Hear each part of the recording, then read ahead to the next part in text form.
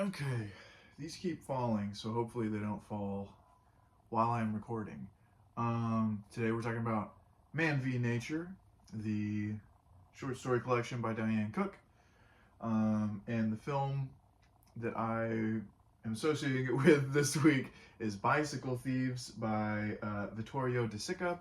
Great, great Italian movie from 1948.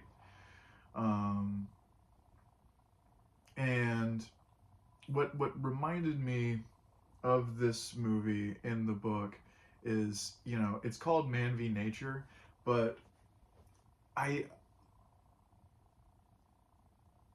a lot of the times it's nature through other humans. Um, and I'm thinking right now of the last story in particular, where it's these boys being forced to survive alone with each other because they're not needed. Um, and of course, they start turning on each other and killing each other and eating each other. And then they trick the next group that comes in into thinking this has never happened before, but they know it has, and they know what's going to happen. Um, and in Bicycle Thieves, we have our main protagonist. He got a job on a bicycle to hang up posters, but then his bicycle gets stolen, so he has to go out and find his bicycle. And of course, spoiling this movie, it's so good you should all watch it. But at the end of the movie, he becomes a bicycle thief. So it's human nature, that cyclical, um, an eye for an eye, we make the world blind kind of thing. And I got a lot of that in Man v Nature. And I'm thinking now of the second short story, This Is How the End Times Should Be, where our narrator, I almost said our hero, not the right term for that guy. Our narrator is living alone in his big house, has so much food stored up, and he just like lets this alcoholic come in because he's like, oh, I'm gonna use this guy to do my bidding. Um, but the guy he lets in can't live with the stuff that he's being made to do and the stuff that he is being made to watch happen to other people.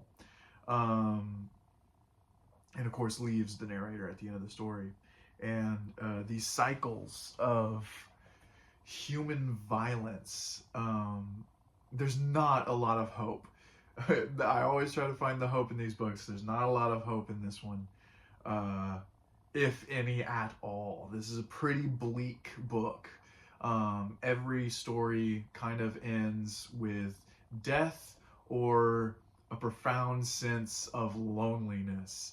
And with that, I'm thinking of meteorologist Dave Santana, where it ends with her alone in this diner, having done such a childish thing to Dave Santana and her his daughter making fun of her for it, sticking out her tongue or doing something to make her. Oh, I think she's plugging her nose and making a gross face.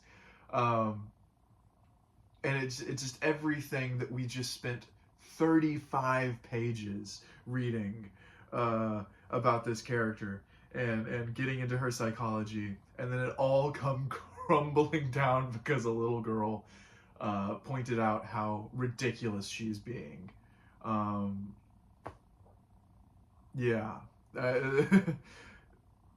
think that's my take. There's not a lot of hope in it, and we keep getting these cycles of human violence and also greed. A lot of negative emotions. We don't get a lot of positive emotions out of our human characters. Um, and now I'm thinking about, I don't remember the name of the story, Mastier. Pretty sure that's it. Um, where all these men are coming into her house, and she leaves. First guy gets with the next guy, and then she's like, "Stay out of my room." And then it's those positive feelings that we associate positively with love and affection get weaponized in that story in such a strange way that I don't know if I get what that story is entirely going for. It's kind of about celebrity culture. It's kind of about, I don't know. It feels, because I know this came out in 2014, I think.